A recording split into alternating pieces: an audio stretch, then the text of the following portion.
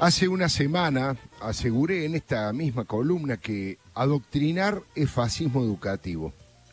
En su desesperación por atacar a Soledad Acuña, que había denunciado esta salvajada de los sindicalistas que son el brazo cristinista de la docencia, ese fascismo se volvió un boomerang porque le salió el tiro por la culata. Fue a través de una tapa del diario oficialista Página 12 que quedará en la historia como un emblema de la manipulación y de la real malicia.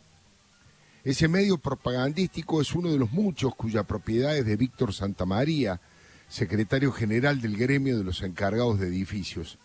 El director es Ernesto Tiefenberg y la cronista que hizo esa burda operación se llama Patricia Chayna, quien se define en su perfil en las redes como peronista, kirchnerista, nacional, popular y docente de la UBA. ¿En qué consistió ese fascismo de izquierda impreso en papel y también online? Colocaron dos grandes fotos de igual tamaño. Uno era de Soledad Acuña en tiempos de joven estudiante y la otra era de un criminal de guerra nazi llamado Erich Priebke.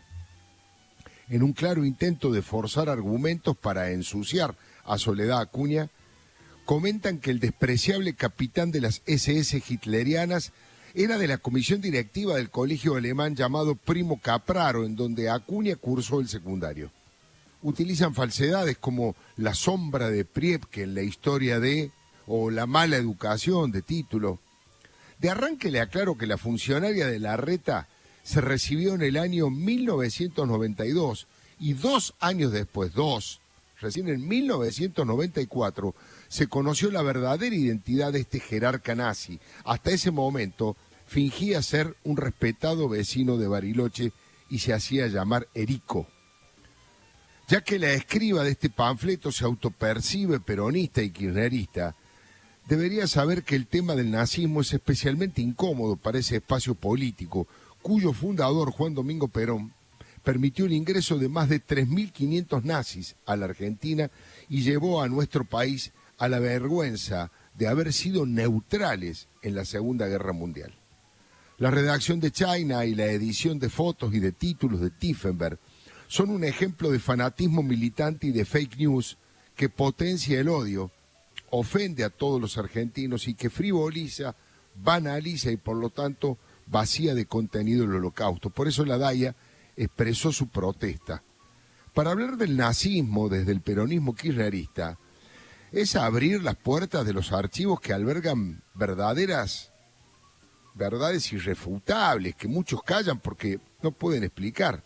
No solamente Perón autorizó el ingreso de nazis como Erich Priebke, el Doctor Muerte, Joseph Mengele o el mismísimo Adolf Eichmann, también fue admirador de Francisco Franco y Benito Mussolini, quien lo recibió en el Palacio Venecia. Perón firmó 9 decretos secretos para favorecer a los autores del genocidio más grave de la historia. Les recuerdo que Priebke fue extraditado de Argentina en 1995 y condenado en Italia por el asesinato masivo de 335 civiles acusados de partisanos en lo que se conoció como la masacre de las fosas ardeatinas en Roma.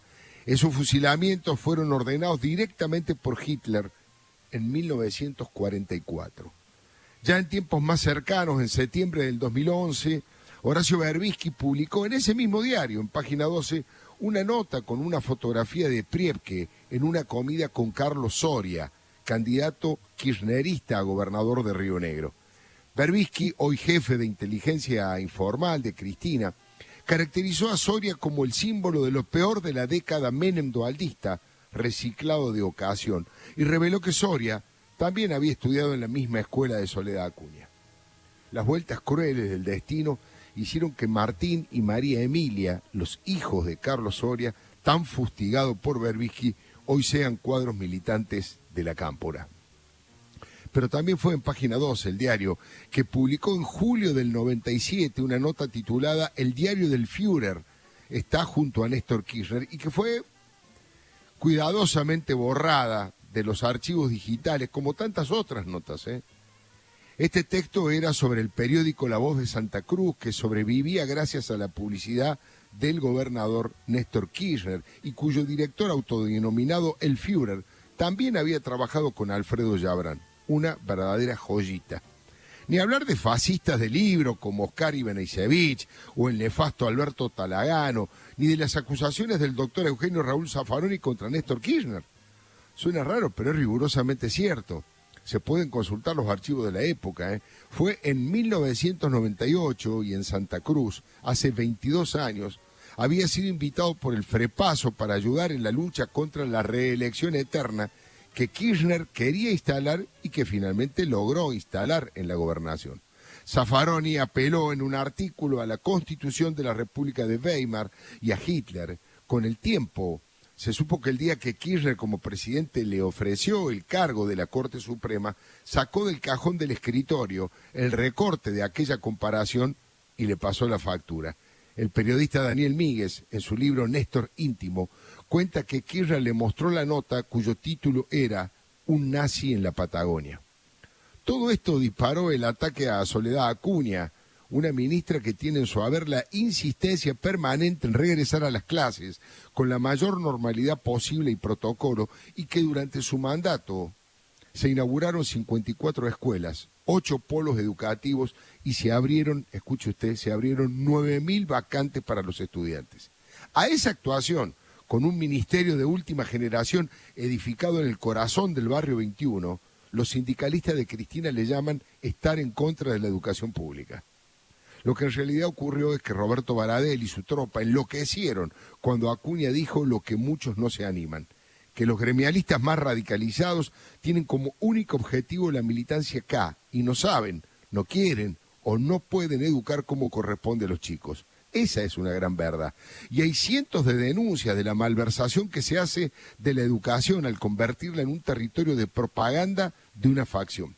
Ya dimos varios ejemplos. Los más escandalosos fueron el cuadernillo ideológico para instalar en los colegios la expresión de deseo de Berbisky y Cristina diciendo que Santiago Maldonado era el primer desaparecido de Mauricio Macri. Miente que algo queda, ¿no? Ni hablar del gorila gorilón para los nenitos del jardín y lo que ocurre en cientos de clases en todos los niveles a lo largo y a lo ancho del país.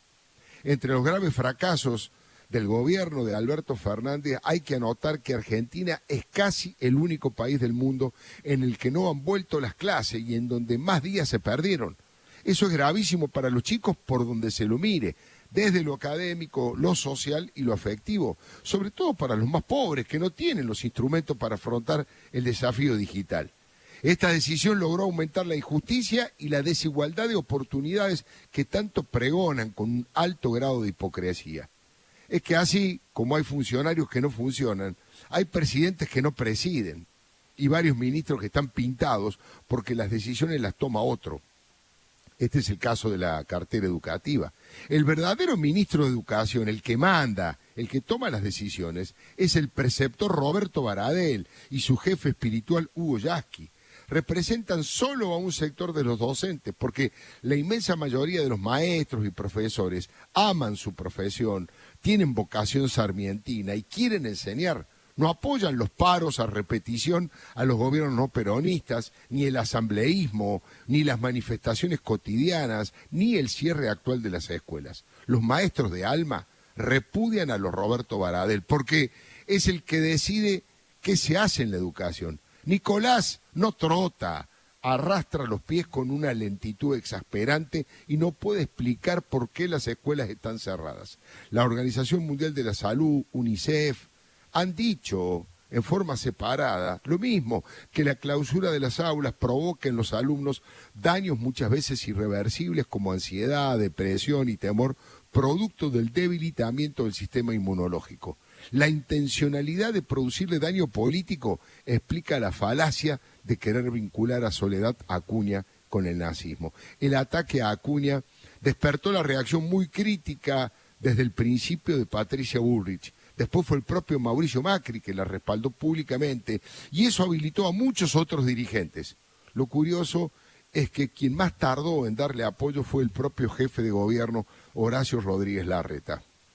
Alberto y Cristina han producido una verdadera catástrofe económica y sanitaria. Ahora hay que agregarle también la tragedia educativa. Pero como siempre, no se hacen cargo y en lugar de buscar soluciones, encuentran culpables como Soledad Acuña. el fanatismo sin límites, esta vez, fue un tiro que le salió por la culata. La consigna es clara. Con los chicos no.